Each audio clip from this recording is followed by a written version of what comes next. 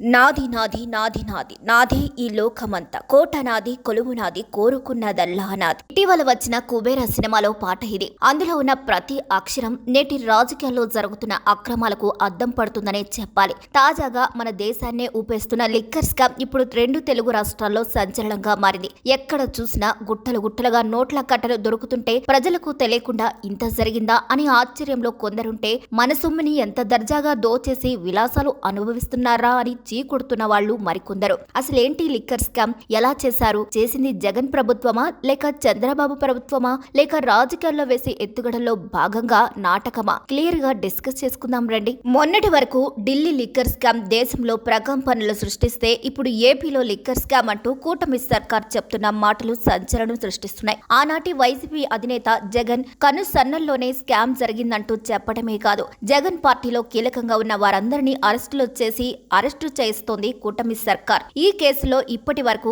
ధనంజయ రెడ్డి, కృష్ణమోహన్ రెడ్డి, రాజ్ కసిరెడ్డి, పైలా Dilip, Venkatesh Naidu, Buneti Chanakya, Balaji Govindappa, Chevireddy Bhaskar Reddy, Sajjala Sridhar Reddy, Mithun రెడ్లను arrest చేశారు. ఇక ఏపీలో లిక్కర్ స్కామ్ తెరపైకి రాగానే కీలకంగా వినిపించిన పేరు రాజ్ కసిరెడ్డి. ఈయన పేరు మొదటిగా చెప్పింది ఎవరో కాదు, జగన్ కు అత్యంత ఆప్తుడైన మాజీ ఎంపీ విజయసాయిరెడ్డినే కాకినాడ సేజ్ పోర్ట్ ను అక్రమంగా లాగేసుకున్నారనే ఆరోపణలతో ఏపీ సిఐడి విచారణకు వైసీపీ మాజీ ఎంపీ విజయసాయిరెడ్డి హాజరై తన వర్షన్ ఏంటో చెప్పుకొచ్చారు. ఇక ఈ ఇన్వెస్టిగేషన్ తర్వాత బయటకొచ్చాక మీడియాతో మాట్లాడుతూ లిక్కర్ స్కామ్ లో కర్త కర్మ క్రియ కసిరెడ్డి రాజశేఖర్ రెడ్డి అని చెప్పారు. దీంతో ఎవరి కసిరెడ్డి రాజశేఖర్ రెడ్డి అని అందరూ ఆరా తీయడం మొదలుపెట్టారు. వాస్తవానికి వైసీపీ వాళ్లకు కూడా ఈ కసిరెడ్డి రాజశేఖర్ రెడ్డి గురించి పెద్దగా తెలియదు. కసిరెడ్డి రాజశేఖర్ రెడ్డిని అందరూ రాజ్ కసిరెడ్డి అని పిలుస్తూ ఉంటారు. ఇతన్ని జగన్ ఐటీ సలహాదారుగా నియమించుకున్నారు. విదేశాల్లో రాజ్ కసిరెడ్డికి చాలా వ్యాపారాలున్నాయని చెప్తుంటారు.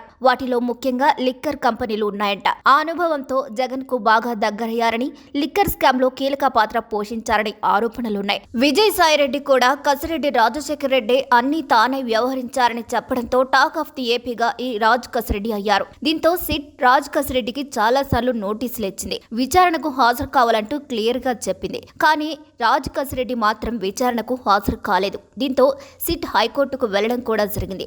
అయినా సరే రాజ్ కసిరెడ్డి సిట్ కు చిక్కకుండా వీడియోలు రిలీజ్ చేస్తూ ఉండేవాడు. చివరకు శంషాబాద్ ఎయిర్పోర్ట్ లో రాజ్ కసిరెడ్డి ఉన్నాడన్న ఇన్ఫర్మేషన్ తో సిట్ పగడ్బందీగా అరెస్ట్ చేసి రాత్రికి రాత్రే విజయవాడకు తీసుకుని వచ్చేసింది. ఇక రాజ్ కసిరెడ్డి జగన్ కు అత్యంత సన్నిహితుడని టీడీపీ చెప్తోంది. అయితే వాస్తవానికి రాజ్ కసిరెడ్డి నారా లోకేష్ కు బినామీగా ఉన్న విజయవాడ ఎంపీ కేశినేని శివనాథ్ అలియాస్ చిన్నికు బిజినెస్ పార్ట్నర్ అని తెలుస్తుంది. వైఎస్ఆర్సీపీ ప్రభుత్వం ఉండగానే, అంటే 2021లోనే రాజ్ కసిరెడ్డి కేశినేని చిన్నితో భాగస్వామిగా వ్యాపారాలు చేశారు. అయితే ఈ చిన్ని లోకేష్ బిరామీ అనే గుసగుసలు వినిపిస్తున్నాయి. రాజ్ కసిరెడ్డికి చెందిన ఫ్రైడే ఇన్ఫ్రాకన్ ఎల్ఎల్పి కేశినేని చిన్ని దంపతులు వాటాదారులుగా ఉన్నారు. ఇక అక్రమంగా నిధులు తరలించారని సిట్ అధికారులు చెప్తున్న Ishanvi infra project private limited Friday infra LLP Hyderabad లోని ఒకే చిరునామాతో Jubilee Hills survey number 403 flat number 9 తో రిజిస్టర్ అయ్యాయి. అంతేకాదు ఆ 2 కంపెనీలు ఒకే మెయిల్ ఐడి అయిన accounts@wshanviinfraproject.com నే ఉపయోగిస్తున్నాయని వైసీపీ నేతలు చెప్తున్నారు. ఇక కేశినేని చిన్ని ఏకంగా 12 రియల్ ఎస్టేట్ విదేశీ కంపెనీల ద్వారా భారీగా నల్లధనాన్ని అమెరికా, దుబాయ్ తరలించి పెట్టుబడులు పెట్టారనే ఆరోపణలున్నాయి. పైగా చిన్ని బినామీ కంపెనీ ఉన్సా ఐటీ సొల్యూషన్స్ విశాఖలో అత్యంత విలువైన 60 ఎకరాలకు కారు చౌకగా కట్టబెట్టారు. ఇక చిన్ని ముసుగులో లోకేష్ ఇలా దోపిడీకి పాల్పడుతున్నారు అని వైసీపీ వాళ్ళు చెప్తున్నారు. ఇటువంటి కేశినేని చిన్నితో రాజ్ కసిరెడ్డి బిజినెస్ పార్ట్నర్ కాబట్టి ఈ మద్యం కుంభకోణం డబ్బు మొత్తం టీడీపీదే, అసలు బిజినెస్ చంద్రబాబే అని వైసీపీ వాళ్ళు చెప్పుకొస్తున్నారు. ఇక రాజ్ కసిరెడ్డి మీవాడంటే కాదు మీవాడంటూ టీడీపీ వైసీపీ ఒకరిపై ఒకరు చెప్పుకుంటుండగానే 11 కోట్ల రూపాయల డబ్బు బాక్సుల్లో దొరికింది. ఇక ఈ డబ్బంతా రాజ్ కసిరెడ్డి సూచన మేరకు 12 బాక్సుల్లో దాచారని సిట్ అధికారులు చెప్తున్నారు. తెలంగాణలోని రంగారెడ్డి జిల్లా శంషాబాద్ మండలం కాచారంలోని సులోచన ఫార్మ్ గెస్ట్ హౌస్ లో ఈ డబ్బు డంపర్స్ ను అధికారులు గుర్తించారు. లిక్కర్ స్కామ్ లో A41 పురుషోత్తం ఇచ్చిన వాంగ్మూలం ఆధారంగా తనిఖీలు చేపట్టిన అధికారులు డబ్బును సీజ్ చేసింది. కాచారంలోని వర్ధమాన్ కాలేజీ వద్ద ఉన్న Sulochana farm guest house owner Vijendra Reddy గుర్తించారు. ఆయన తల్లి సులోచన పేరుతో ఫామ్ హౌస్ ఉంది. అక్కడే Vardhaman college sports ground, hostels ఉన్నాయి. ఇక స్టోర్ రూమ్ లో బియ్యం బస్తాల మధ్య అట్టపెట్టిలో ఈ డబ్బంతా దాచి ఉంచారు. పక్కా సమాచారంతో వెళ్లిన ఆంధ్రప్రదేశ్ సిట్ అధికారులు 11,000 కోట్ల రూపాయల నగదు జప్తు చేశారు. పట్టుబడి నగదుపై ఈడీ, ఐటీ దృష్టి సారించే అవకాశం ఉంది. ఏపీ సిట్ తొలి ఛార్జ్షీట్ లోనే యూపీ డిస్టిలరీ పేరు ప్రస్తావించింది. ఇక 16 డిస్టిలరీల ముడుపులే 1,677.68 కోట్లుగా సిట్ గుర్తించింది. రాజ్ కసిరెడ్డి బినామీ సంస్థనే యూపీ డిస్టిలరీస్. అయితే సిట్ స్వాధీనం చేసుకున్న 11 కోట్లు తనవేనని ఆరోపిస్తూ నేపథ్యంలో ఆ నోట్ల కట్టలపై నంబర్లను ప్రత్యేకంగా నమోదు చేసి డిపాజిట్ చేసేలా ఆదేశాలు ఇవ్వాలని A1 నిందితుడిగా ఉన్న రాజ్ కసిరెడ్డి ఏసీబీ కోర్టులో పిటిషన్ వేశారు. దొరికిన డబ్బుని కనీసం వీడియోగ్రఫీ చేయడం లేదని రాజ్ కసిరెడ్డి కోర్టు దృష్టికి తీసుకుని వెళ్లారు. ఇక రాజ్ కసిరెడ్డి మెమోను పరిగణలోకి తీసుకున్న ACB court SIT, SBI, Macharam శాఖను 11 కోట్లను ఇతర నిధులతో కలపవద్దని ఆర్డర్స్ పాస్ చేసింది. ఇక సిట్ స్వాధీనం చేసుకున్న మొత్తాన్ని విడిగా ఉంచాలని కోర్టు ఆదేశించింది. అలాగే అన్ని కరెన్సీ నోట్ల సీరియల్ నంబర్లతో కూడిన వివరణాత్మక పంచనామాలతో సిద్ధం చేసిన తర్వాత మాత్రమే డబ్బును డిపాజిట్ చేయాలని సిట్ ఆర్డర్స్ వేసింది.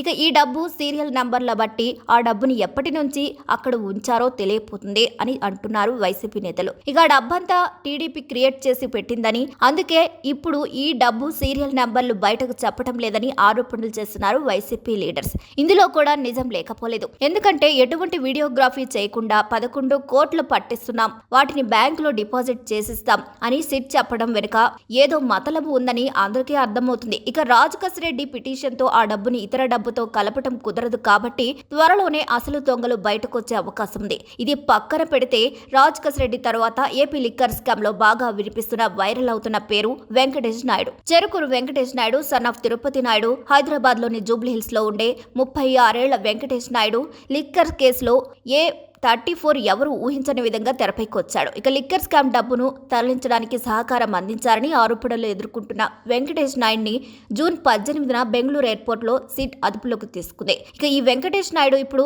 ఏపీ పొలిటికల్ సర్కిల్స్ లో పెద్ద దుమారం రేపుతున్నాడు.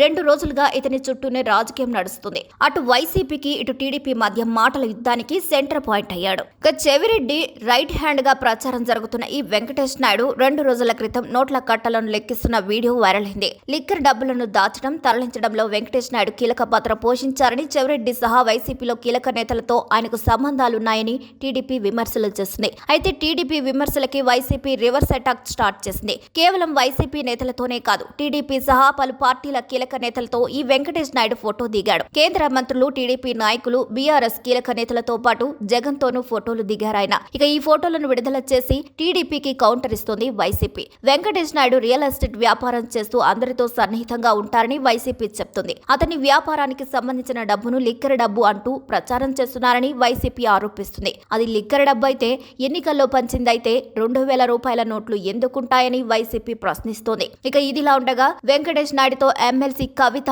మిల్కీ బ్యూటీ తమన్నా సన్నిహితంగా ఉన్న పిక్స్ ప్రస్తుతం నెట్టింట హల్చల్ చేస్తున్నాయి. గతంలో ఎమ్మెల్సీ కవిత ఢిల్లీ మద్యం కుంభకోణంలో కొన్ని నెలల పాటు జైల్లో ఉండి వచ్చిన విషయం అందరికీ తెలిసిందే. అయితే కవితతో వెంకటేష్ నాయుడు ఫోటోలు దిగటం కొత్త చర్చకు తెరతీసింది. దీంతో అసలు లిక్కర్ వివాదం కాస్త పక్కకు వెళ్లి వెంకటేష్ నాయుడు ఎవరి అనుచరుడు అనే చర్చ నడుస్తుంది.